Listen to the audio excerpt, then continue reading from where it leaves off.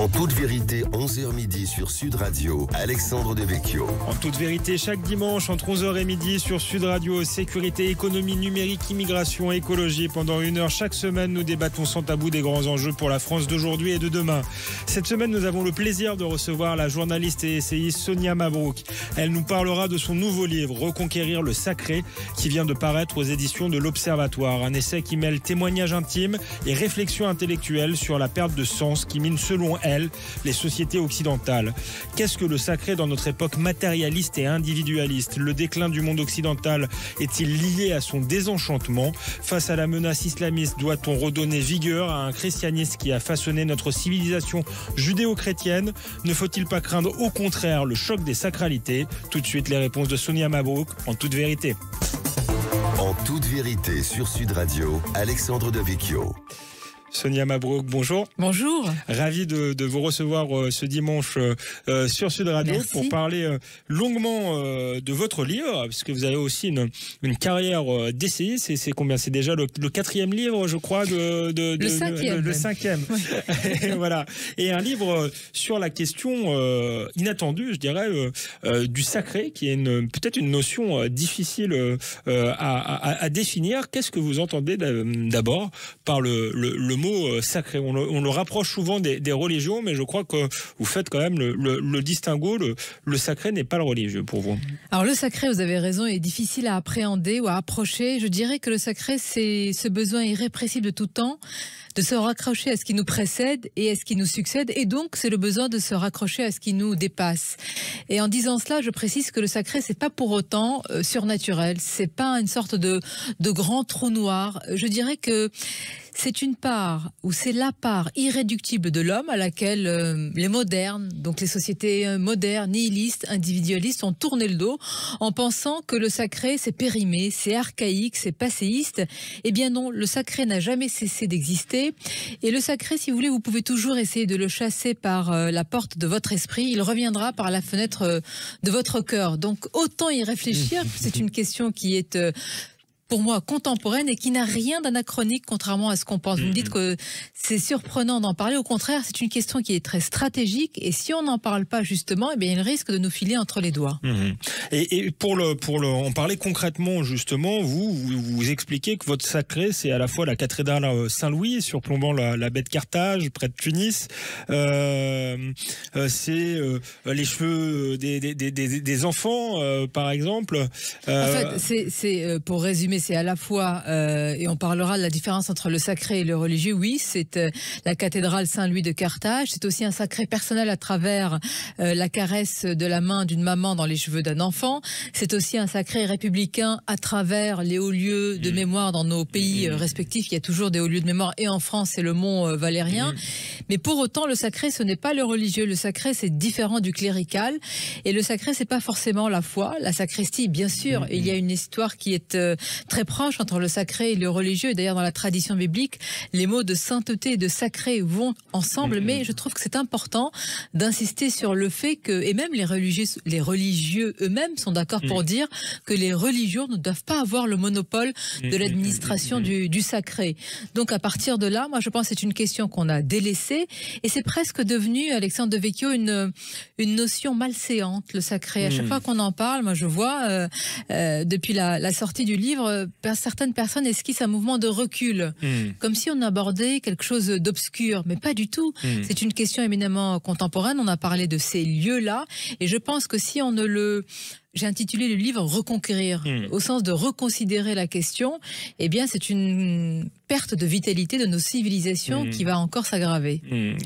Est-ce que on est dans une époque finalement totalement cynique, pour laquelle plus rien n'est sacré, justement? Je parlais dans l'introduction d'individualisme, de matérialisme. Est-ce que la société occidentale a perdu le sens du sacré? Je ne sais pas si c'est du cynisme. Moi, j'identifie deux deux le écueils. relativisme peut-être. Oui, exactement. En tout cas, je dirais l'économisme et l'hygiénisme. L'économisme, assez simple et je ne vais pas y passer beaucoup de temps, mais c'est de tout voir à travers le chiffre, par le chiffre, pour le chiffre. Bon, c'est la société du chiffre, des objectifs chiffrés. Et puis l'hygiénisme, ça me paraît plus important et plus inquiétant, c'est-à-dire c'est cette société pour laquelle la présence du risque n'est plus possible. C'est-à-dire on exige tous, vous et moi et nous tous, le zéro risque qui n'existe pas. Et à force de vouloir ce zéro risque, in fine, on sort la mort de notre vie et de notre vue. C'est ce qui s'est passé de manière tragique lors de la crise Covid où beaucoup ont écrit et ont dénoncé une rupture anthropologique. Imaginez quand même ce qui a été vécu par certains quand ils n'ont pas pu enterrer leurs êtres aimés et chers et les accompagner en tous les cas avec un temps, j'allais dire, pour le raisonnable deuil, pour le deuil jusqu'à leur dernière demeure. Eh bien, j'ai trouvé là qu'il y avait une désacralisation des rites funéraires. Alors j'entends qu'il y avait des gestes barrières et des mesures à prendre. Enfin, on ne peut pas non plus, quelles que soient les conditions, piétiner ainsi ce qu'il y a de plus sacré. Et je mets dans ce panthéon, si je puis dire, du sacré, les rites funéraires. Donc, vous voyez, cet hygiénisme aujourd'hui qui est poussé à son paroxysme a abouti à un slogan qui pourrait être, je le résume ainsi, à mort la mort. On ne veut pas la voir. Et ça participe un peu de ce qui est dit par la fable transhumaniste, selon laquelle la mort serait une panne dans la vie. Et une panne, eh bien, ça se répare. Une panne, on trouve une solution technologique, c'est le solutionnisme technologique. Donc ça, plus finalement le sens que prennent nos sociétés modernes et nihilistes, je trouve que ça fait un cocktail dévastateur pour le sacré. Oui, et donc qu'est-ce qui pour vous et devrait être peut-être sacré à vos yeux personnellement, vous nous l'avez un peu dit à travers des lieux, mais qu'est-ce qui devrait l'être à votre avis pour nos sociétés aujourd'hui? À quoi on ne touche pas? Parce que finalement c'est ça le sacré. Nos sociétés, nous sommes en France, c'est un État souverain, c'est un État laïque, c'est pour ça que je mets en avant dans ce livre un sacré républicain, un sacré même athée, même qui pourrait être férocement athée. Ça ne veut pas dire évidemment qu'il s'oppose à un sacré religieux. Au contraire, de toute façon, c'est très difficile qu'il y ait une frontière étanche entre les deux. Mais dans notre pays, il serait difficile de faire la promotion ainsi d'un sacré religieux. Donc j'insiste sur un sacré civil qui passe tout simplement par trois éléments seulement. Il y a des lieux, il y a les hauts lieux de mémoire dont nous avons parlé. D'ailleurs, en parlant du Mont Valérien, il y a quelques mois, je crois qu'il y avait eu des tags et des inscriptions sur ce monument, sur ce haut lieu de mémoire. C'était, je crois, des anti-vax ou des anti-pass sanitaires. Le président de la République, Emmanuel Macron, avait dit souiller ce lieu sacré de la République, c'est porter atteinte à ce qui nous divise. Et ben voilà. Mais enfin ça, vous ne le rappelez pas seulement quand il y a un coup de canif, si je puis dire, à ce sacré républicain. Donc revoir cette liturgie de la sacralité. Il y a aussi ce qu'on oublie, le sacré dans la nature. Alors, il n'est pas dans la déification de la nature, il ne s'agit pas d'en faire, évidemment, une religion, mais il s'agit finalement de sublimer, de contempler, et je pourrais peut-être aussi citer, c'est l'un des auteurs que j'aime beaucoup, contemporain, il suffit d'ouvrir l'un de ses livres pour voir s'échapper des fragments ou des flamèches de sacré, c'est Sylvain Tesson. Et c'est ce qu'il dit, à travers d'ailleurs toute son œuvre, c'est un petit peu ça, c'est une sorte de repli, ou en tous les cas de recours aux forêts et d'un appel de la forêt pour non pas se reconnecter à Dieu, mais se reconnecter à soi-même. C'est aussi ça le sacré. Et puis on arrive à ce que vous dites, le sacré personnel, avec quand même une condition que je pose, c'est de dire on a tous un sacré personnel, mais il ne faut pas pour autant que ce soit un sacré light, un sacré commode, un sacré Canada Dry, c'est-à-dire que tout est sacré et au final rien ne l'est vraiment. Si vous voulez dire, enfin, on peut pas dire que voilà. Les matchs de foot par exemple, est-ce que c'est pas scrogneux de dire les matchs de foot c'est pas sacré? Alors c'est pas à moi de faire l'arbitre des élégances de ce qui est sacré, mais j'aime beaucoup le foot et je vois toutes les répercussions d'une finale de Coupe du Monde. Mais enfin, sacraliser une finale et désacraliser ce que nous avons dans la République, pour moi il y a quand même un problème. On peut trouver une mesure, un juste équilibre, me semble-t-il. Merci Sonia Mabrouk. On continue à parler du sacré, de votre livre, comment d'autres sociétés attachent aujourd'hui plus d'importance au sacré que la nôtre. Après une courte pause, on se retrouve en toute vérité sur Sud Radio. En toute vérité, 11h midi sur Sud Radio, Alexandre Devecchio. Nous sommes de retour en toute vérité sur Sud Radio avec Sonia Mabrouk qui vient nous parler de son nouveau livre Reconquérir le sacré qui vient de paraître aux éditions de l'Observatoire. C'est à la fois, on l'a dit avant la pause, une réflexion large sur nos sociétés, une réflexion individuelle, mais c'est un livre qui a une dimension intime. Je me permets d'en parler parce que vous en parlez tout simplement dans le livre. Vous expliquez que vous avez eu un chemin intime vers le sacré et que peut-être la question du décès récent de votre mère a été le déclencheur sur ce livre. Alors, c'est à la fois intime et universel, parce que ceux qui nous écoutent, on a tous évidemment une mère, des drames, évidemment, mais des décès exactement. Ça font partie de la vie, d'ailleurs. L'amour absolu, la mère, la maternité. Et effectivement, moi j'ai intitulé ce chapitre Le sacré m'a sauvé, parce que, eh bien, étant une citoyenne et un élément de ces sociétés aujourd'hui modernes et très individualistes, j'avais aussi sorti de ma vie, de ma vue, la mort et aussi plus largement la maladie. Étant jusque-là épargnée, eh bien voilà, j'ai été touchée de plein fouet comme beaucoup de ceux qui nous écoutent probablement ce dimanche, et je me suis raccrochée finalement à ce sacré, non pas comme une bouée de sauvetage, mais j'y ai vu véritablement un chemin de salut, à travers aussi, et peut-être que ça va parler à ceux qui nous écoutent, une lettre que j'ai relue avec beaucoup d'émotion et d'intérêt, qui est une courte méditation. D'ailleurs, c'est une lettre qui avait été écrite en Tunisie à la Marsa, donc il n'y a pas de hasard. Elle a été écrite par Saint-Exupéry. C'est la lettre au général X, c'était en juillet 1943.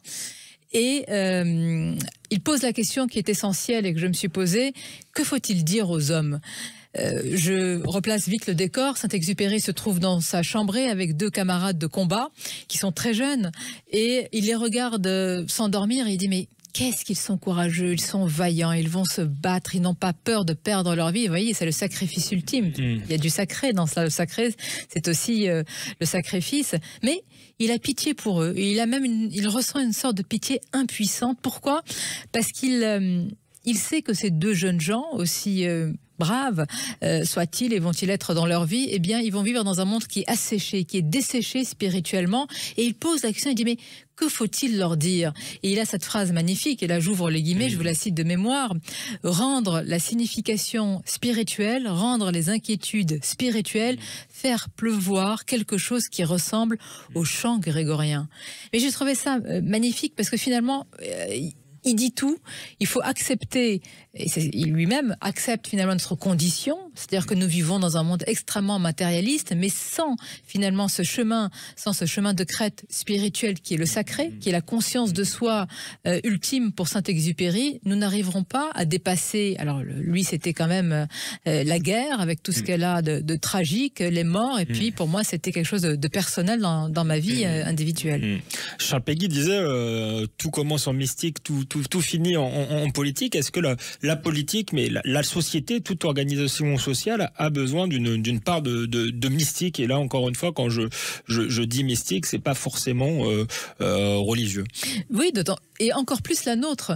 Parce que ce qui est compliqué, ce que j'essaie d'expliquer dans ce livre, c'est que le sacré peut diviser. Le sacré n'est pas un chemin de rose, c'est pas un chemin aisé. Le sacré, il y a des limites, il y a des interdits, il y a des barrières. Et généralement, quand vous opposez des interdits et des limites, ça peut engendrer de la frustration. Mais avec les limites et les barrières, ce qu'on a oublié et qu'on a perdu de vue dans nos sociétés, c'est que ça amène du confort aussi. C'est que vous savez comment finalement vous tenir collectivement. Ce qu'on a oublié, la collectivité par rapport à l'individualité. Et c'est le slogan de 1968, il est interdit d'interdire, qui selon moi a fait d'énormes ravages. Donc à partir du moment où vous avez ces interdits, vous pouvez vous dire qu'on peut créer, on peut imaginer, en tous les cas y travailler, un sacré rassembleur, un sacré de concorde, pour qu'on ne finisse pas avec chacun son sacré. Parce que vous avez parlé tout à l'heure, Alexandre Devecchio, en présentant le livre, d'un choc des sacralités. C'est ça le risque. C'est que je dise mon sacré est supérieur au tien, point à la ligne. Et dans ce cas-là, on rentre dans une conflictualité sans fin. Or, si on imagine une liturgie du sacré à travers des lieux que nous respectons, et on n'attend pas qu'ils soient dégradés, etc., pour réagir, si on se tourne vers la nature avec une autre relation et pas celle que les écologistes radicaux sont en train de nous vendre matin, midi et soir. Et si on sacralise aussi un intime qui peut être pour moi un lien avec nos aînés plus important et ne pas reléguer et les voir partir dans les derniers moments de leur vie dans des lieux qui ne sont pas des lieux de vie mais des mouroirs, eh bien on aurait peut-être avancé sur un chemin qui me semble Vous m'avez dit salvateur. d'ailleurs lors d'une précédente conversation que à cet égard vous étiez heureux d'avoir une double culture. Est-ce qu'il n'y a pas un problème justement dans les sociétés occidentales? Vous parliez de relégation des vieux, hein, disons comme ça, ou des aînés dans ces fameux EHPAD, ces mouroirs. Est-ce que ça révèle quelque chose de la panne du sacré dans nos sociétés? Parfois, et souvent, on n'a pas le choix. Il faut le dire dans nos sociétés qui sont... Je veux pas qu'il y ait une forme de culpabilité de le faire. Voilà. Malheureusement, on est parfois contraint de le faire et on le fait. Et c'est vrai que en Orient, de manière large, et je précise que l'Orient n'est pas forcément musulman, il y a des chrétiens d'Orient, même s'il y a de moins en moins, donc c'est pas une question simplement religieuse, c'est vraiment beaucoup plus profond.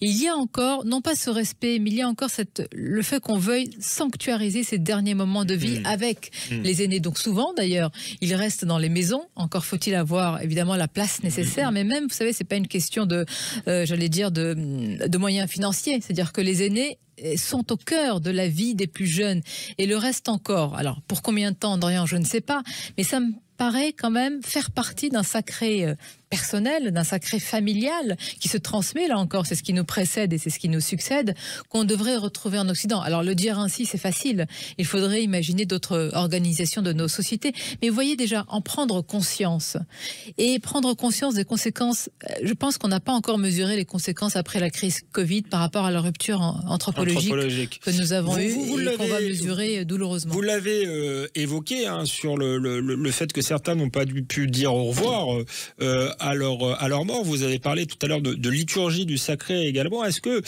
toute société a besoin de rituels, tout simplement? Et est-ce que, désolé d'en revenir à une question personnelle, mais si vous avez privé d'un certain nombre de rituels au moment de dire au revoir à votre mère, est-ce que ça aurait été une souffrance encore plus terrible? Oui, ça aurait été d'une brutalité et d'une inhumanité sans nom. Oui, l'homme est un animal ritualisé, c'est ainsi. Nous avons besoin de rites, nous avons besoin de cérémonial, nous avons besoin de c'est cette phrase de Saint-Exupéry, on a besoin du nœud qui noue tout, on a besoin d'arriver à ce moment-là. Et sinon, sans cela, l'homme est tout simplement nu. Mais quand il est nu, il n'est pas simplement, on ne lui a pas simplement enlevé un petit peu quelques racines, on lui a enlevé tout ce qui lui permet de se reconnecter à lui-même. Et alors, les rites funéraires, pourquoi j'insiste sur ces rites-là? Parce qu'ils finalement, ils fondent ce que nous sommes. Si on oublie ces rites-là, on est tout puissant, on se prend pour Dieu, il n'y a aucun problème. C'est pour ça que ces rites funéraires, ils nous permettent encore de nous raccrocher à ce qui est ordinaire dans nos vies, à ce qui est tragique. Donc quand j'ai vécu cette période de Covid, et je pense véritablement avec des pensées vraiment affectueuses à tous ceux qui n'ont pas pu s'entourer de ces rites-là, à qui on a interdit de le faire, avec, vous imaginez, parfois 10 minutes, un quart d'heure. Je veux dire, je suis restée profondément affectée par cela. J'ai beaucoup pensé à ces personnes. Moi, j'avais même reçu des lettres et j'ai vu quelques-unes de ces personnes venir s'exprimer dans les médias. J'avais reçu quelques lettres, j'ai essayé d'y répondre et je me suis beaucoup interrogée sur le fait qu'une société puisse en arriver là et que nous-mêmes tous, on ne se révolte, j'entends, on ne se lève pas face à cela. Qu'est-ce que ça dit de nous encore aujourd'hui? Parmi les rites que vous appréciez et les rituels, il y a la messe en latin. Vous avez défendu la messe en latin, ce qui vous a valu les grands yeux d'une partie du service public dans une émission que j'ai vue le week-end dernier. Pourquoi cette défense inattendue de la messe en latin? Et à votre avis, pourquoi ça choque autant une partie de l'opinion médiatique, on va dire? C'est intéressant parce que c'est je recule pas sur ce que j'ai dit, bien entendu, mais c'est une phrase dans le livre et qui a provoqué plus que la réflexion que je voulais faire sur le sacré. D'abord, pour moi, la défense de la messe en latin, c'est la défense d'un patrimoine liturgique. C'est la défense aussi, ce n'est pas ma culture, ce n'est pas ma religion, ce n'est pas mon quotidien, mais à l'oreille et je l'ai écouté une fois, eh ben, il s'est passé quelque chose. Et je dis d'ailleurs dans la même phrase, un peu plus loin dans le livre, je dis que je ressens exactement la même chose pour les chants du muezzin, que ce soit en Tunisie ou dans les pays musulmans, quand j'ai eu l'occasion de voyager. J'ai ressenti quelque chose qui m'a raccroché à ce qui m'a précédé et à ce qui pourrait... et ce qui va tous nous succéder. Alors c'est étrange, c'est pas ma culture, mais ce sont mes racines chrétiennes, puisque je fais aussi partie aujourd'hui de l'Occident européen. Et je voulais le défendre aussi par rapport à tout ce qui est dit, à tout ce qui le ringardise, à tout ce qui le moque, parce que je pense aussi que derrière cela, il y a une volonté, un objet politique. Je ne suis pas totalement naïve. Et pour moi, défendre la messe en latin, c'est pas du tout être archaïque et passéiste. Se pose aussi la question et le débat sur les suites et Vatican II, quand même. Je pense que le problème est là, vous voyez, c'est qu'à force de vouloir faire rentrer, si je puis dire, ou en tous les cas, rendre tout horizontal. Vous savez, tout devient de plein pied. Et on a l'impression que parce que c'est le plein pied, on va entrer plus facilement dans une église, on va accéder plus facilement à une notion. Ben moi, je crois que c'est l'inverse aujourd'hui. Que c'est la vraie verticalité, qui n'est pas forcément un ordre religieux, mais c'est un ordre vertical qui échappe au plan d'immanence, qui vous fait entrer dans les véritables notions. Donc la messe en latin, j'y tiens, parce que c'est encore une complexité. Avouons que c'est pas facile, comme ça, d'entrer. C'est encore une complexité. Et moi, je tiens à ces nuances aujourd'hui. Je suis contre l'horizontalité, qui est une forme de facilité, qui aboutit à un néant, à du vide. Et en plus, vous savez quoi, Sonia Mabrouk, vous avez un point commun avec Georges Brassens, qui pouvait pas être tellement taxé de cléricaliste. C'était un anarchiste, mais qui disait sans le latin, la messe nous emmerde. Ouais, exactement. Voilà, c'était le mot pas de la fin, parce qu'on se retrouve après une nouvelle pause pour continuer à parler de ce livre. On rentrera peut-être dans une question plus politique sur le danger peut-être du choc des sacralités. On en parle tout de suite après la pause avec Sonia Mabrouk en toute vérité sur Sud Radio. En toute vérité, 11h midi sur Sud Radio, Alexandre Devecchio. Nous sommes de retour en toute vérité avec Sonia Mabrouk sur Sud Radio pour parler de son livre Reconquérir le sacré. Ça vient de paraître aux éditions de l'Observatoire. On ne saurait que trop vous le conseiller. Sonia Mabrouk, avant la pause, on parlait de l'importance des rites, des rituels, notamment lorsqu'il s'agit de dire au revoir à ses proches. Est-ce que c'est pas aussi très important, parce que à travers ces rites, il y a la notion d'héritage, de ce qui se transmet de génération en génération. C'est exactement ça. C'est l'héritage, c'est la valeur de la transmission, c'est la reconnexion à soi-même, c'est le besoin, en fait, c'est l'accès à plus grand que soi. C'est-à-dire, à un moment, c'est ainsi, nous avons 80, 70 ans, 60, je ne sais pas combien d'années à vivre, et faire sortir le sacré de nos vies et de nos vues, c'est un petit peu faire table rase. C'est ce dont nous parlions tout à l'heure avec cette injonction à l'horizontalité. Alors aujourd'hui, quand vous dites non, il faut de la verticalité, vous choquez tout le monde. Et vous avez besoin de préciser après, oui, mais c'est pas une verticalité religieuse. Je voudrais quand même juste, par rapport à ce que j'ai dit tout à l'heure, c'est pas un ordre religieux, mais le sacré, il ne peut pas être dénoyauté de son cœur religieux. Moi, il ne s'agit pas, pour moi, de faire un sacré, que je vous disais tout à l'heure, light, moderne, adaptable et finalement assez facile, en se disant dormez braves gens, chacun a son sacré. Non, je pense que ce sacré-là, il tient compte des racines, puisque nous sommes en France et en Occident européen, ce sont les racines chrétiennes. J'en parle assez facilement, j'en ai parlé dans mes précédents ouvrages, et dans le premier livre, je disais, je ne comprends pas pourquoi il y a un tel débat explosif, miné, sur cette question. En fait, je suis pas naïve, je le sais, pourquoi c'est éminemment politique et même politicien, mais vous savez, quand quelqu'un vient chez moi en Tunisie, et qui me dit je ne suis pas dans un pays musulman, je dis si. Mais si. Et je pense que plus je l'affirme, mais sans que ce soit, je n'oppose pas à cela ni aucune agressivité.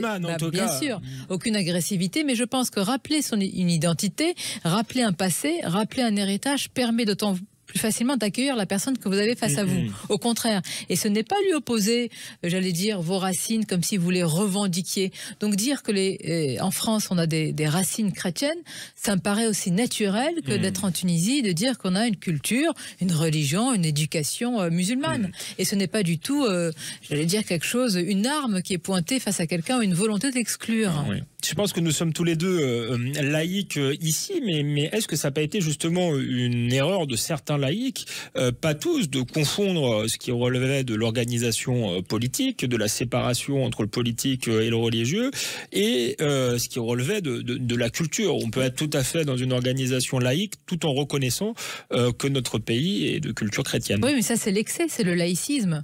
Et d'ailleurs, l'un des principaux obstacles au sacré, à la reconquête du sacré, mais aussi à la question de reconsidérer le sacré, c'est le laïcisme aujourd'hui qui est en cours, pas seulement, surtout dans notre pays, avec cette conception singulière de la laïcité. Et donc, dès qu'on vous parlait de sacré, pas forcément religieux, on dit mais c'est pas possible dans un État comme le nôtre laïque, mais au contraire. Et si on n'est pas sensible à cette liturgie justement du sacré, on n'a rien compris à la notion de laïcité. Par contre, on va y venir. Vous avez évoqué tout à l'heure le choc des sacralités. Et j'ai évoqué dans ce livre un choc qui a d'ailleurs trait à notre laïcité et à un épisode tragique dans notre pays. C'est-à-dire que quand il y a eu les caricatures du prophète Mahomet, c'est bien normal. Dans notre pays, le droit à la caricature... est sacré d'une certaine manière. Ah, il l'est. Et même pas d'une certaine manière, il l'est. Il l'est, c'est un droit qui est absolu et qu'il faut défendre. Et de l'autre côté, vu des pays musulmans, eh bien, il ne faut pas caricaturer le prophète, et c'est sacré de ne pas quand vous le caricaturez, c'est blasphématoire. Alors dans ce cas-là, comment on fait pour, j'allais dire, appréhender ce choc des sacralités? C'est ce que nous avons connu dans notre pays, et le sang a coulé pour cela. Si on ne se saisit pas de ces questions-là, si on n'y réfléchit pas, le fameux vivre ensemble ne correspond plus à rien. Alors il ne s'agit pas de trancher entre les sacralités, mais il faut quand même comprendre combien c'est explosif, c'est de la nitroglycérine. Et moi, j'invite à travers ce livre à réfléchir à une telle question. Je pense que les politiques devraient s'en saisir. Pour l'instant, ils ne s'en approchent pas beaucoup. Pas beaucoup. On va rentrer dans cette idée de choc des sacrés, même certains parlent de choc des civilisations. Juste une question pour en rester à la question des racines chrétiennes de la France ou de l'Europe que vous évoquiez tout à l'heure. C'est vrai qu'au moment de la rédaction de la Constitution européenne, certains voulaient inscrire dans cette constitution, rappeler les racines chrétiennes de l'Europe. Beaucoup s'y sont opposés pour des questions notamment de laïcité, mais peut-être aussi pour des questions de rejet d'une forme de passé, l'idée de faire table rase. Est-ce que c'était une erreur? Alors moi, ça va vous surprendre, je m'y oppose, mais pour une toute autre raison.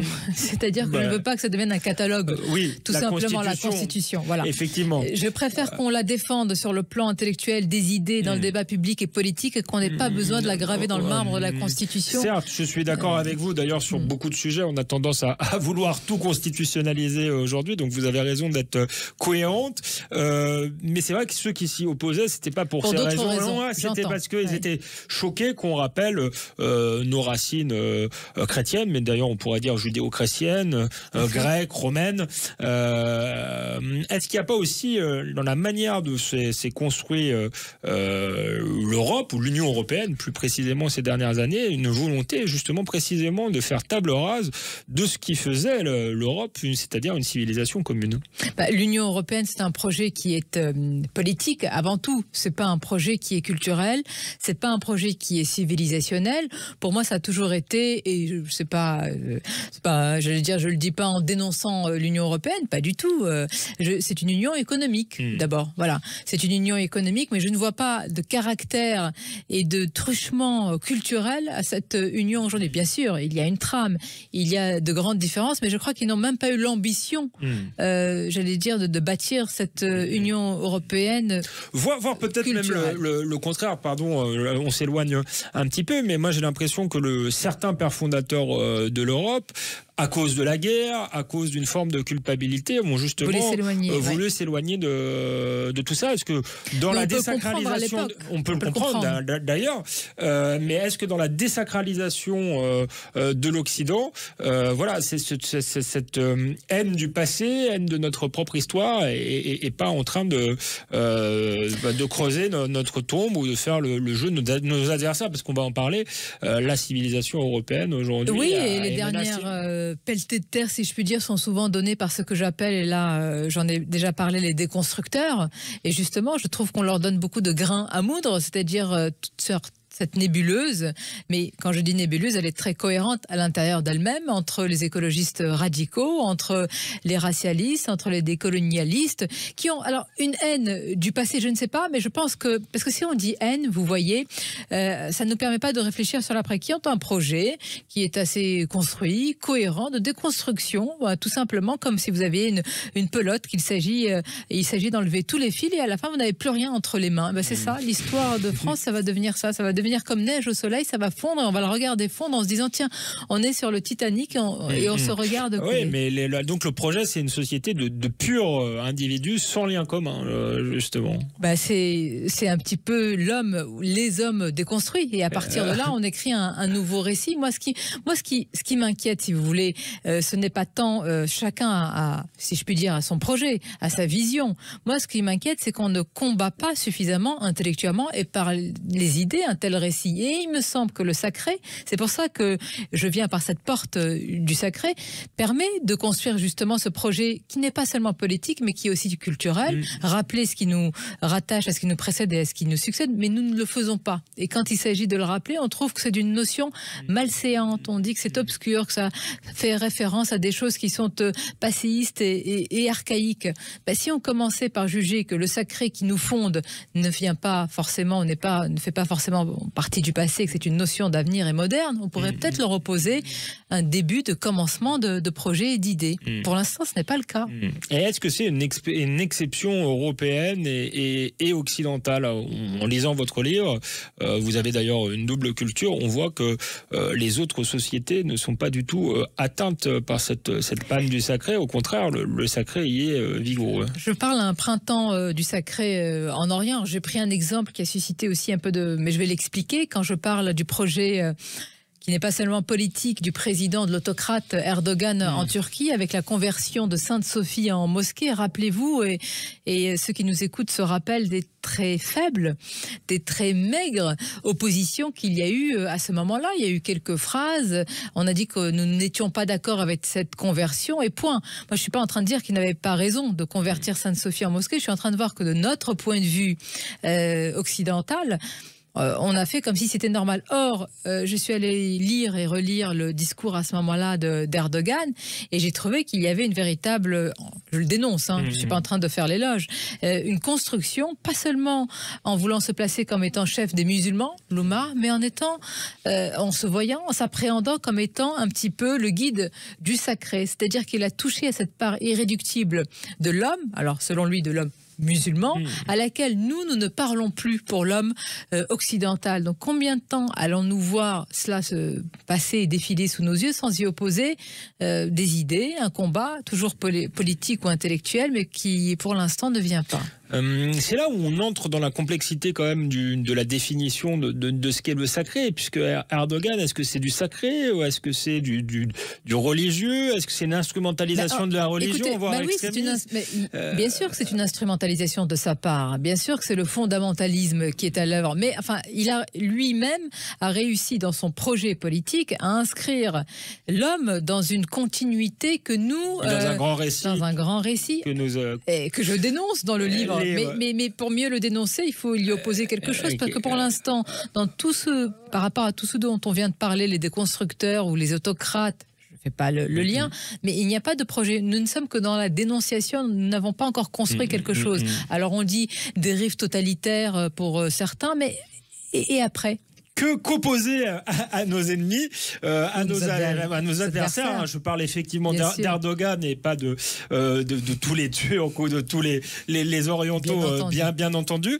Aujourd'hui, on est obligé de préciser, j'allais dire. Et on parle de tout ça donc après une courte pause avec Sonia Mabrouk en toute vérité sur Sud Radio. En toute vérité, 11h midi sur Sud Radio, Alexandre Devecchio. Nous sommes de retour sur Sud Radio avec Sonia Mabrouk. En toute vérité, elle nous parle de son nouveau livre, Reconquérir le sacré, qui vient de paraître aux éditions de l'Observatoire. Avant la pause, Sonia Mabrouk nous rappelait que d'autres sociétés, notamment les sociétés orientales, le sacré y était vigoureux, il était parfois instrumentalisé. Il y avait un mélange du religieux, du sacré, et vous nous expliquiez qu'il fallait opposer quelque chose à tout cela. Mais est-ce que c'est pas finalement faire la même chose si on opposait à Erdogan une même logique, un récit qui peut avoir sa part de fantasme? Est-ce qu'on n'irait pas justement vers un choc des civilisations? Non, une part de fantasme, ça dépend sur quoi vous basez. Pour moi, dans le sacré, en tous les cas pour lequel j'appelle de mes vœux, mais je le dis, c'est un sacré de concorde, c'est un sacré républicain. Vous avez aujourd'hui une mosaïque dans notre pays, vous avez une archipélisation, une morcellisation, bref, on n'arrête pas de parler de fracture et on n'imagine pas le début d'une réponse. Par exemple, quand j'interviewe les responsables politiques tous les matins, il y a un mot qui revient très souvent et qui est... on dirait que c'est la panacée, les valeurs. Bon, alors on me dit, mais attention, il y a les valeurs. Très bien, mais alors, monsieur, madame, le responsable politique, le député, le ministre, que sais-je, que mettez-vous derrière le mot valeur? Ah oui, mais c'est le triptyque. Très bien, donc liberté, égalité, fraternité. Alors imaginons que je porte un coup de canif à la fraternité, que je sois vraiment quelqu'un de mauvais, foncièrement, ce qui n'est pas le cas. Mais qu'est-ce que je risque? On va me dire, c'est pas bien. Vous n'avez pas respecté la valeur de fraternité. Et après? Et qu'est-ce que je risque dans une société? Vous voulez dire que ces valeurs sont trop désincarnées? Le sacré, c'est quelque chose qui s'incarne. Exactement, les valeurs, mais je le déplore, les valeurs sont devenues tellement molles, désincarnées, vides de sens, et c'est pour ça que les responsables politiques les sortent à chaque fois, parce qu'on ne sait plus ce que ça veut dire. C'est devenu le mot valise qui passe partout, alors que le sacré, c'est du dur. Le sacré a une consistance charnelle. Quand je vous ai dit tout à l'heure, c'est pas un chemin aisé.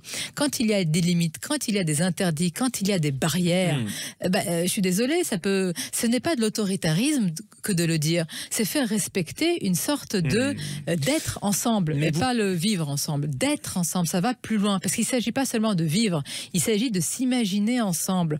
Mais je n'ai pas entendu... dites-moi alors, quel projet politique peut aujourd'hui s'appuyer sur les valeurs? Je ne sais même plus malheureusement ce que veut dire le mot. Dans une société effectivement de plus en plus relativiste, mais vous parliez de récit. Le problème, c'est que justement dans une société individualiste, relativiste, libérale, est-ce qu'on peut vraiment choisir un récit commun? Est-ce qu'il risque pas d'être immédiatement contesté par... Si, il le sera, mais je suis toujours surprise parce qu'il le sera par une minorité qui est bruyante et qui est agissante et qui n'est pas la majorité des Français. Donc en fait, la grande question derrière le sacré, c'est le courage. En fait, davantage que reconquérir le sacré, peut-être qu'il faudrait reconquérir le courage et le reconsidérer. Non mais vraiment, et là, c'est facile de le dire peut-être derrière un micro, parce que nous sommes souvent par nos rôles respectifs de journalistes dans l'analyse, plutôt que dans l'action. Enfin, par j'allais dire, l'écriture, par le débat intellectuel, politique et public, nous sommes aussi dans l'action.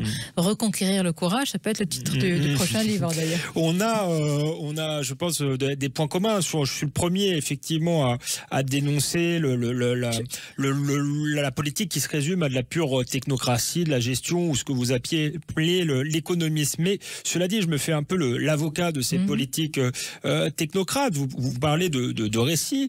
On voit bien que Erdogan, quand vous impose un récit, vous me disiez pourquoi fantasmer, impose un récit qui est quand même qui a peut-être une part de vérité, mais qui est aussi un récit souvent mensonger, trompeur. Et on pourrait dire la même chose de Vladimir Poutine. Est-ce que le risque, c'est pas d'imposer un récit qui est un récit propagandiste? Alexandre Devecchio, un exemple sur la laïcité. dans certains journaux, en tous les cas dans tous les discours d'Erdogan, la laïcité est présentée comme étant un outil pour promouvoir la haine des musulmans. Or, écoutez, pardonnez-moi, mais en dehors de l'Occident européen et même en dehors de la France, c'est très difficile de comprendre ce que c'est la laïcité. C'est une notion qui nous est tellement singulière et propre que laisser passer cela, ça fait on dirait qu'en fait, on se tire, pardonnez-moi l'expression, une balle dans le pied. Est-ce qu'on a défendu notre laïcité sans en faire un étendard? Non. Est-ce qu'on a expliqué véritablement? Non. Alors, on dit juste la laïcité, non, c'est pas du tout l'exclusion, etc. Mais on ne construit pas de récit derrière. Et pardon, on peut tout à fait construire un récit qui ne soit pas imbibé de fantasmes et qui ne soit pas à la gloire de ce qu'on veut y mettre. C'est vrai qu'on aura peut-être du mal à se retrouver, et encore plus en France, sur certaines grandes figures, mais je suis vraiment convaincue que la majorité des Français ne sont pas dans la même perspective, état d'esprit d'une minorité, encore une fois, bruyante et agissante, et que ça pourrait infuser dans notre société et nous permettre d'être ensemble. Je vous donne un autre exemple dans les lieux sacrés, et j'étais très étonnée des réactions. Par exemple, Auschwitz, le camp d'Auschwitz, où vous avez énormément de touristes qui s'y rendent. Qui font des selfies maintenant à Auschwitz, qui montrent que plus rien n'est sacré, j'allais dire. J'appelle vos auditeurs à aller voir les selfies. Bien sûr, on peut prendre un selfie, c'est pas interdit, mais certains le prennent, et pas forcément les plus jeunes, en tenant sur un pied sur les rails des trains. Oui, en prenant la pause devant les camps de concentration, il faut dire les choses comme elles sont. Voilà, alors si dans ce lieu, vous n'avez pas ressenti le poids de ce qui vous précède et de ce qui vous succède, de ce qui vous dépasse, de ce qui donne accès à plus grand que soi, à la gravité, à l'inhumanité dans ce qui s'est passé, où est-ce que vous allez ressentir du sacré? Ce que vous décrivez, est-ce que c'est pas un abaissement total de la culture, une perte d'éducation, de culture? Ça y participe, mais dans ce cas-là, il y a une éducation au sacré. Quand je parle, et permettez-moi de parler de cet épisode où vous avez fait référence tout à l'heure, la main d'une mère quand elle passe les cheveux d'un enfant, pourquoi c'est un sacré personnel? Parce que c'est l'amour absolu qui est respecté. C'est-à-dire que dans cet espace entre la main de la mère et les cheveux de l'enfant, dans cette chambre, à ce moment précis il n'y a pas plus grande affection, il n'y a pas plus grand amour que celui d'une mère, eh bien, ce qui habite le ciel se penche dans cette chambre. Et c'est ça le sacré, c'est cet espace, cette jointure entre la main de cette mère et les cheveux de son enfant que vous ne retrouverez plus, parce que ce moment il est unique, et encore moins quand votre mère est partie. Et donc savoir que ce moment-là est sacré, le comprendre, avoir été éduqué à cela, ça participe du chemin pour retrouver un sacré salvateur. On parlait tout à l'heure de choc de civilisation avec un certain nombre d'autocrates et même un mouvement global de l'islam qui va vers l'islamisme et qui nous menace de l'extérieur. Mais il y a aussi une forme de dislocation, j'allais dire, intérieure, d'archipélisation, comme Jérôme Fourquet l'a expliqué, avec notamment, et je sais que vous êtes sensible à la question, de plus en plus de jeunes nés en France, parfois dans des familles de culture musulmane, mais qui se tournent justement vers, je ne sais pas si l'expression est bonne d'ailleurs, mais un radicalisme ou un extrémisme religieux, l'islamisme, peut-être justement parce que ils ont le sentiment, quand on regarde leur témoignage, que la société occidentale est trop individualiste, parce qu'ils nos valeurs sont trop molles, etc. Comment on fait pour s'adresser, alors peut-être pas à ceux qui ont basculé dans le djihadisme et l'extrémisme parce qu'il est trop tard, mais ceux qui sont, je dirais, à la lisière, qui sont tentés par le repli communautaire, qui ne se reconnaissent pas dans la France, comment on fait pour justement vivre avec eux et faire en sorte qu'ils ont envie d'être des nôtres de toute vivre avec eux, d'abord, c'est une évidence, parce qu'ils sont français. C'est le cas. Donc comment construire le être ensemble de manière vivre ensemble. Mais vous décrivez cette zone grise à laquelle moi j'ai toujours dit il faut parler. Certains disent mais ce n'est plus possible. Ils sont entre guillemets perdus, puisqu'ils sont déjà acquis à une cause fondamentale, à une cause extrémiste. Je pense l'inverse, évidemment, il y a le risque que... On parle bien de la zone grise, oui. Évidemment, oui, mais la zone grise, vous savez... Elle est très importante, oui. Mais elle est très difficile à identifier. Il n'y a pas une frontière étanche. C'est ça. Parce que souvent, moi j'ai entendu, et vous savez que le débat sur la radicalisation, la déradicalisation, pour moi, il n'a jamais existé, la déradicalisation, comme si on pouvait faire marche arrière dans un processus qui était écrit. Il n'y a pas d'étape. Bon. Alors, à cette partie-là, effectivement, qui est aujourd'hui comptabilisée dans les sondages, puisqu'à la question sur un projet commun ou des valeurs, c'est le mot commune, ils mettent d'abord, évidemment, selon eux, de leur propre point de vue, la religion musulmane, avant justement les valeurs de la République. C'est bien ça la question qui leur est posée. Mais moi, je pense qu'une partie du problème vient du fait qu'on ne sait pas quelles sont les valeurs de la République. Mais ça rejoint ce que je vous ai dit tout à l'heure. Qu'est-ce que vous mettez avant ce que vous ne connaissez pas, ce qui n'est pas tangible pour vous? Eh bien, ce sur quoi vous pouvez encore vous replier, qu'est-ce qui leur reste? C'est la religion, qui parfois, malheureusement, est instrumentalisée, dévoyée et finit en fondamentalisme. Et donc, si avant de passer à cette hiérarchie qui est la leur, eh bien, on a un sacré qui n'est pas mou, qui est en dur, qui définit les frontières, les barrières, les limites qui doivent être respectées, je pense qu'il y a une première peut-être prise de conscience qui est la leur. C'est pas évident, c'est un sacré défi, mais on l'a même pas commencé à le relever. Et vous, Sonia Mavro, qu'est-ce que vous avez envie de leur dire? Moi, je suis pas. C'est compliqué parce que moi, j'ai un pied dans les deux cultures. C'est pour ça que je vous pose la question. Quand je parle de ma religion, c'est davantage pour moi une culture, c'est une éducation. Moi, je suis née dans cette culture-là, dans cette éducation-là, et puis après, je l'ai choisie parce que j'ai lu. Et c'est en lisant, en me renseignant que je suis allée de nouveau vers cette religion-là. Donc, si vous voulez, c'est une double appartenance. Vous voyez, il n'y a qu'une solution pour moi, c'est l'éducation et l'instruction et de savoir de quoi on parle. Parce que tous les textes religieux, ils sont dévoyés, tous les textes saints, ils sont réécrits, et donc apprendre à connaître. Et pour ça, ça participe de l'éducation aussi des parents qui sont donnés aux enfants. Avant qu'il y ait un projet, si vous voulez, politique ou plus large, civilisationnel autour du sacré, encore faut-il qu'on connaisse sa propre culture. Et je le sais, parce que pour avoir rencontré certaines de ces personnes... Sa culture d'origine et la culture de là où on est né aussi, pour ceux qui sont nés en France, c'est-à-dire la culture française. Oui, mais alors s'ils mettent en avant une autre culture, une autre religion, très souvent ils ne savent pas ce qu'ils mettent. Très souvent c'est une culture ou une religion qui est fantasmée, c'est un pays qui est fantasmé. Ils ne sont... dans la plupart des cas, pas revenus de l'autre côté de la Méditerranée pour voir aussi les difficultés, évidemment, face auxquelles sont confrontés ces pays. Donc c'est du fantasme, et le fantasme se déconstruit généralement. Eh bien, ce sera le mot de la fin. J'étais ravi de vous recevoir. C'était passionnant. Et voilà, je vous laisse du coup avec les informations, et on se retrouve la semaine prochaine pour un nouveau numéro dans Toute Vérité. En toute vérité sur Sud Radio, Alexandre Devecchio.